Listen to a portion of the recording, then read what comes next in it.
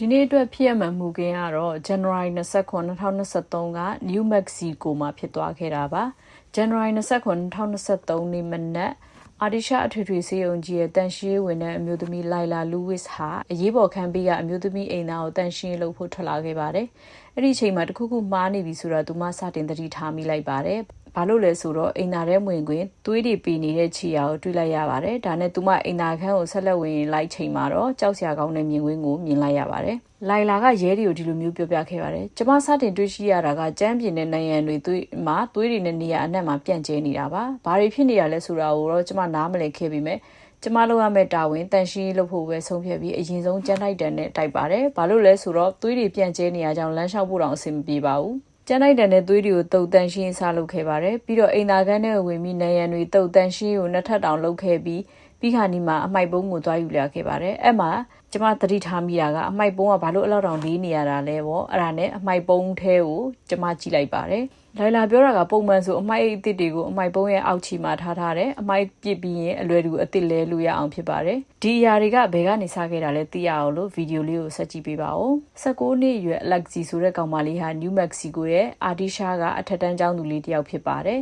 သူမဟာကျောင်းမှာကြိုးကြိုးစားစားနဲ့ပညာသင်ယူရင်ဘွဲရဖို့အထိမျှော်မှန်းထားတဲ့သူမှတူပဲဖြစ်ပါတယ်။ဒါပေမဲ့2023 January 29မှာတော့ Alexi ဟာကြောရမ်းနာလာတာကြောင့်သူမမိခင်နဲ့အတူဆေးရုံကိုလာခဲ့ကြပါတယ်။ဆရာဝန်ကစမ်းသပ်မှုတွေလုပ်ပြီးတဲ့အခါမှာတော့ Alexi မှာကိုဝင်ရှိနေတာကိုသိရှိသွားပါတော့တယ်။တကယ်တော့ Alexi ကြောကုန်းအောင်နဲ့ဆိုနာတယ်ဆိုတာကကိုဝင်ရင်းလာလို့ခလေးမွေးဖွားကနီးအကျိုးနာခြင်းမှုမျိုးဖြစ်နေတာပါ။ Alexi ကကိုဝင်ရှိနေတယ်ဆိုတာကိုအကြောက်ကန်ညင်းခဲ့ပါတယ်။သူမဘယ်ယောက်ျားလေးနဲ့မှအတူမနေမဆက်ဆံခဲ့ဘူးသလိုသူမရဲ့လစဉ်ရာသီလာတာကလည်းမှန်နေခဲ့ပါတယ်လို့ပြင်းထန်ညင်းဆိုခဲ့ပါတယ်။သူမကအိမ်သာသွားချင်တယ်လို့ပြောပြီးအိမ်သာဘက်ကိုထွက်သွားပြီးတော့အကြာကြီးအိမ်သာကိုသွားခဲ့ပါတယ်။အရန်ကြာနေလို့ဆရာဝန်နဲ့သူမအမိကတော့သူ့နောက်ကိုလိုက်သွားခဲ့ပါသေးတယ်။ Next တူကလည်းသူမအိမ်သာထဲဝင်တော့တာအရန်ကြာနေလို့အခြေအနေကိုသိချင်လို့သူမရဲ့အိမ်သာတကားကိုခောက်ပြီးတခုခုကူညီရမလားလိုအပ်လားဆိုပြီးမေးခဲ့ပါတယ်။ Alexi ကဘာမှမလိုဘူးလို့ပြန်ပြောခဲ့ပါတယ်။ Nurse ကလည်း2ကြိမ်3ကြိမ်လောက်ထပ်ပြီးမေးပြီးစောင့်ကြည့်ခဲ့ပါတယ်။ခဏနေတော့အထက်ကနေတီရှူးသုံးတဲ့အတန်နဲ့အိမ်သာရေဆွဲချတဲ့အတန်လိုမျိုးကိုကြားလိုက်ရပါတယ်။တကယ်တော့ Alexi ကအိမ်သာထဲမှာတယောက်တည်းကလေးကိုမွေးခဲ့တာဖြစ်ပါတယ်။သူဘာလုပ်နေမှန်းတော့မသိပေမဲ့ Nurse ကသူမအိမ်သာထဲမှာအရန်ကြာနေတဲ့အတွက်နေအပြင်ကိုထွက်လာတော့မဟုတ်ရင်ငါတော့ဖွင့်ပြီးဝင်လာခဲတော့မယ်လို့ပြောပြီးတော့သွားယူပါတယ်။ပြန်ရောက်လာပြီးတော့ဖွင့်ခါနီမှာသူမကတကားဖွင့်လာပြီးပုံမှန်အတိုင်းပဲလမ်းလျှောက်ထွက်သွားခဲ့ပါတယ်။ Alexi ကအိမ်သာထဲမှာမိနစ်20လောက်ကြာခဲ့ပါတယ်။ပြီးတော့ပုံမှန်အတိုင်းပဲဘာမှမဖြစ်ခဲ့သလိုဆေးရုံခန်းနဲ့လမ်းလျှောက်ပြန်ခဲ့ပါတယ်။ Alexi အိမ်သာထဲခန်းထဲကထွက်လာပြီးနောက်မှNurse ကအခန်းထဲဝင်ကြည့်လိုက်ပါတယ်။အဲ့မှာသူကျမ်းပြင်မှာသွေးတွေအများကြီးကိုတွေးလိုက်ရပြီးအဲ့သွေးတွေကို Alexi ကတုပ်ခဲ့ပြီးမပြီးပြတ်သေးတဲ့အနေအထားနဲ့တွေးခဲ့ရတာပါ။ဒါကြောင့်ဆရာဝန်တွေနဲ့ Next ထင်လိုက်တာက Alexi ကိုဝင်ပြတ်ကျသွားခဲ့တယ်လို့ထင်လိုက်ပြီးသူမနေကောင်းအဆင်ပြေဖို့ကိုပဲဆက်လက်ဂရုစိုက်ခဲ့ကြပါတယ်။အဲ့ဒီချိန်မှာလိုင်လာကတန်ရှင်းလာမလို့ရသေးပါဘူး။ဒါကြောင့်ဘသူမှအိမ်သားရဲ့ကြောက်စရာအမှန်တရားကိုမသိကြရသေးပါဘူး။လိုင်လာဆက်ပြောတာကကျမအမိုက်ထဲကြည့်လိုက်ချိန်မှာခလေးလေးကအမိုက်တချို့ကသူ့အပေါ်ဖုံးခဲ့ပြီးကျမတွေ့လိုက်တာကကိုလုံးလေးကပုံမှန်မွေးကင်းစခလေးအရွယ်လေးနဲ့သပင်လေးတွေရှိနေပါတယ်။လိုင်လာလည်းအရန်လန့်သွားပြီးချက်ချင်းပဲ Next တွေကိုအကြောင်းကြားလိုက်ပါတယ်။ Next တွေလည်းချက်ချင်းခလေးကိုအမြန်ခေါ်ထုတ်ပြီးခလေးလေးအသက်ရှင်ရအောင်လို့အမြန်ပဲခလေးကုသရေးဌာနကိုခေါ်သွားကြပါတယ်။စိတ်မကောင်းစရာကတော့တနာစရာခလေးလေးကိုမကယ်နိုင်ခဲ့ကြပါဘူး။ခလေးလေးကတည်နေပြီးသားဖြစ်နေပါပြီ။နောက်ထပ် nurse တူပြောပြတာကတော့ကျမဒီလိုမျိုးကိစ္စကိုတော့တခါမှမမြင်ဘူးခဲ့ပါဘူး။ဘာဖြစ်လို့လဲဆိုခလေးရဲ့ချက်ကျိုးကမသိရင်အကောင်တကောင်ကကိုက်ထားတယ်လို့မျိုးစုပ်ပြတ်တက်နေခဲ့တာပါ။ချက်ကျိုးဟာဖျက်ရခတ်တဲ့အရာမျိုးဖြစ်တာကြောင့်ကျိုးတစ်ခုကိုအတင်းလိမ်ပြီးဖျက်ထားတယ်လို့မျိုးဖြစ်နေခဲ့တာပါ။ဆေးရုံဘက်ကရဲကိုအမြန်အကြောင်းကြားလိုက်ပြီးဆရာဝန်ကလည်းရဲကိုအကြောင်းစုံရှင်းပြခဲ့ပါတယ်။ဆရာဝန်တွေကတော့ Alexi အိမ်သာထဲကထွက်လာတော့ကသွေးတွေကိုမြင်ကြရတော့ကတော့ကိုဝင်ပြတ်ကြတယ်လို့ထင်ခဲ့ပေမဲ့လိုင်လာတန်ရှင်းသွားလို့တော့မှဒါဟာ Alexi ကိုဝင်ကိုဖျက်ချခဲ့တာဆိုတာကိုသိခဲ့ကြရတာပါ။ဆရာဝန်ကတော့သူမကခလေးကိုတတ်ခဲ့တာပါလို့ပြောခဲ့ပါတယ်။ခလေးကဘယ်နှလရှိပြီလဲဆိုတော့အတိအကျမသိရသလိုသူမကကိုဝင်မရှိပါဘူးလို့ညင်းခဲ့ပြီးဂရင်ပေါ်မှာပဲလဲနေခဲ့တာပါ။ပြီးတော့အိမ်သားထဲကိုသွားပြီးခလေးကိုတယောက်ထဲမွေးပြီးအမိုက်ပုံထဲကိုထည့်ပြီးအပေါ်ကနေအမိုက်အိတ်ပြန်ဆွတ်ထားခဲ့လိုက်ပါတယ်လို့ရဲကိုပြောပြခဲ့ပါတယ်။ ဆက်လက်ပြီးရဲနဲ့ဆရာဝန်ကအလက်ဇီရဲ့အခန်းကိုလာပြီးသူမနဲ့သူမမိခင်နဲ့စကားပြောခဲ့ပါတယ်။အဲ့အချိန်ကျမှအလက်ဇီအမေကဒီကိစ္စတွေကိုသိခဲ့တာပါ။ဆရာဝန်မကသူတို့သားမျိုးဒီလိုပြောခဲ့ပါတယ်။အဲ့အချိန်မှာအလက်ဇီအမေကတော့ Oh my god လို့ပဲတန်အော်ရီယူလိုက်မိပြီးတော့တစ်ချိန်တည်းမှာပဲအလက်ဇီကI'm sorry ဆိုပြီးသူ့အမေကိုပြောပြီးတော့သမီးလည်းဘာလုပ်ရမှန်းမသိခဲ့ပါဘူးလို့ပြောခဲ့ပါတယ်။သူ့အမေကအလက်ဇီကိုသမီးကိုဒီလိုကိစ္စတွေမှာ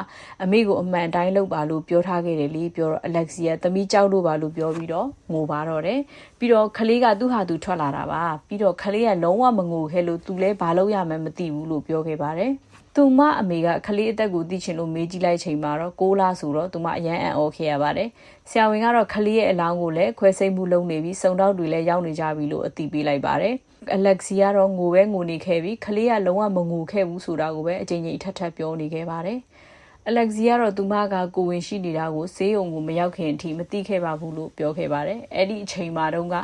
သူမမှာနှစ်ရှည်တွဲနေတဲ့ Devi Faro ဆိုတဲ့ချစ်သူကောင်လေးတယောက်ရှိပါတယ်။သူတို့တွဲနေတာ3နှစ်နီးပါးလောက်ရှိနေပါပြီ။ဒါပေမဲ့လည်း Alexi ကကိုဝင်ရှိနေတာကို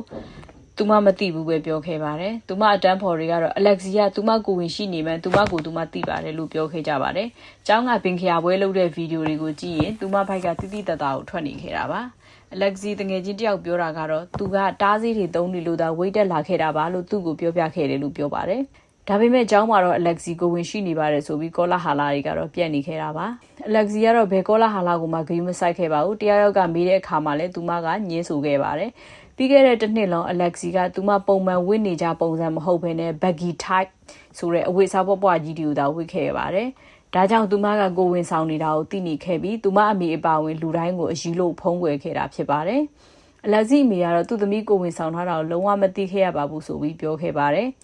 Alexi ကပုံမှန်လဲကြောရီတင်နေနာတက်တဲ့အာယုံကြောနဲ့ဆိုင်တဲ့ပြဿနာမျိုးဖြစ်နေကြမို့လို့သူမကကြောရီနာတယ်ပြောတဲ့အခါလဲပုံမှန်ဖြစ်နေကြလို့ပဲလို့ထင်ခဲ့ပြီးတော့ကိုဝင်ကြောက်လို့လုံးဝမထင်ခဲ့မသိခဲ့ပါဘူးလို့သူမအမေကပြောခဲ့ပါတယ်။ Alexi ကဘင်ခရာအဖွဲ့ဝင်ဖြစ်ပြီးပုံမှန်ဘင်ခရာလှုပ်ရှားမှုတွေလုပ်တယ်တရုတ်ပြတွေလေ့ကျင့်ရေးတွေပါလုပ်ခဲ့ပြီးဒီကာလတစ်လျှောက်လုံးသူမကပုံမှန်လူတယောက်လိုတက်ကြွလှုပ်ရှားခဲ့တာကြောင့်သူ့သမီးကိုဝင်ရှိနေတာကိုလုံးဝမသိခဲ့ပါဘူးတဲ့။ Alexi ရဲ့သွားတဲ့ကလေးလေးနာမည်ကိုတော့Alex Fario လို့ပေးခဲ့ပါတယ်။ခလေးအလောင်းလေးကိုမိသကြိုပြီးပြာတွေကိုတော့မိသားစုစီပြန်ပေးခဲ့ပါတယ်။အဲ့ဒီအချိန်မှာစုံတော့တွေကတော့ခလေးလေးကအပြင်မရောက်လာခင်မမွေးခင်တည်းကနေတာလား Alexi ကလိုက်ရိုက်လို့တာလားဆိုတာကိုတော့ဆက်လက်စုံစမ်းနေတော့မှာပဲ။စုံစမ်းစစ်ဆေးမှုတွေလုပ်ပြီးလအနည်းငယ်အကြာမှာတော့ရဲတွေကဒါဟာလူဖြစ်ပါတယ်လို့ထုတ်ပြန်ခဲ့ပါတယ်။အလောင်းစစ်ဆေးမှုမှတ်တမ်းအရခလေးရဲ့အဆုပ်မှာလေကိုတွေ့ခဲ့ရတာကြောင့်ခလေးကအပြင်ရောက်တဲ့အထိအသက်ရှူခဲ့ပါတယ်တဲ့။ခလေးလေးကအမိုက်အိတ်ထဲထည့်ပြီးအပိတ်ခံလိုက်ရတာကြောင့်အသက်ရှူချက်ပြီးတော့ဆုံးခဲ့ရတာဖြစ်ပါတယ်လို့စုံစမ်းစစ်ဆေးခဲ့ရပါတယ်။2023မေမှာတော့ရဲတွေက Alexi ကိုအိမ်မှာလာရောက်ဖမ်းဆီးခဲ့ပါတယ်။ Alexi ကိုခလေးတငယ်ကိုအသက်တဲ့အထိညှဉ်းပန်းနှိပ်စက်မှုနဲ့တပ်တည်ဖျောက်ဖျက်မှုအတွက်ပထမအဆင့်လူမှုနဲ့ဆွဲချက်တင်ခဲ့ပါတယ်။ဒါပေမဲ့တရားသူကြီးကသူမကိုဒေါ်လာ1သိန်းအာမခံနဲ့အိမ်မှာပြန်နေစီခဲ့ပါတယ်။ဒါကြောင့်သူမကကြောင်းပြန်တက်နိုင်ခဲ့ပြီးအတိတ်မှာဘာမှမဖြစ်ခဲ့တဲ့အတိုင်းပုံမှန်နေထိုင်ခဲ့ပါတယ်။ Alexi ကသူမရဲ့ကြောင်းကပွဲကပုံတစ်ခုမှဆိုရင်သူ့ရဲ့ကောင်လေးဘေးမှာအတိတ်မှာဘာမှမဖြစ်ခဲ့တဲ့ပုံအတိုင်းအပြစ်ကင်းတယ်လို့ပြောနေခဲ့ပါသေးတယ်။နောက်ဆုံးတရားရုံးချိန်ကို2024ဩဂတ်လ26ရက်နေ့မှာချိန်ဆထားပြီးမဲ့လည်းတရားရုံးဘက်မှာအဲ့ဒီနေ့ကြားနာမှုကိုပယ်ဖျက်လိုက်တာကြောင့်မို့လို့လက်ရှိ2025အထိသူမရဲ့အမှုကမပြီးပြတ်သေးပါဘူး။သူမကိုဒါကြောင့်မို့လို့သူမကိုဘယ်လိုပြစ်ဒဏ်ချမှတ်မလဲဆိုတာလည်းမသိရသေးပါဘူး။ခလေးလေးအတွက်ဘယ်လိုတရားမျှတမှုတွေလာမလဲဆိုတာကိုလည်းစောင့်ကြည့်နေကြပါတယ်။အဆုံးထိလိုက်ပါနားထောင်ပြီးခဲ့ကြလို့ကျေးဇူးတင်ပါတယ်။လိုအပ်ချက်များကိုဝေဖန်အကြံပြုရင် like and subscribe လေးလုပ်ဖို့တောင်းဆိုချင်ပါတယ်။ See you next video. Bye bye.